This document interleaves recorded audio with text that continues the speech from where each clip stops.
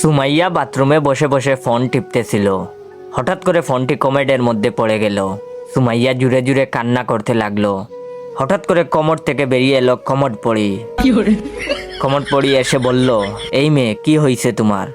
কান্না করতেছো কেন? তখন সুমাইয়া বলল, আমার ফোনটা কমোডের মধ্যে পড়ে গেছে, তাই কান্না করতেছি। তখন কমোড পড়ি বলল, ওকে দাঁড়াও, আমি তোমার ফোন নিয়ে আসতেছি। এই বলে কমোড পড়ি কমোডের ভিতরে ঢুকলো। তার কিছুক্ষণ পর কমোড পড়ি কমোডের ভিতর থেকে একটা সোনার মোবাইল নিয়ে বেরিয়ে আসলো। আর কমোড পড়ি বলল, এই ফোন কি তোমার সেই ফোন? তখন সুমাইয়া বলল, না, এটা আমার ফোন না।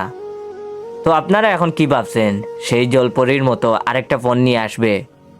আসলে একদমই ভুল। তখন কমোড পড়ি বলল, হারামজাদি, তুই কি মনে করতেছিস? এইটা কি সোনার ফোন? শালি, এইটাই তোর ফোন। টয়লেট লেগে গোল্ডেন কালার হয়ে গেছে। এটা শুনে তো সুমাইয়া বেহুশ।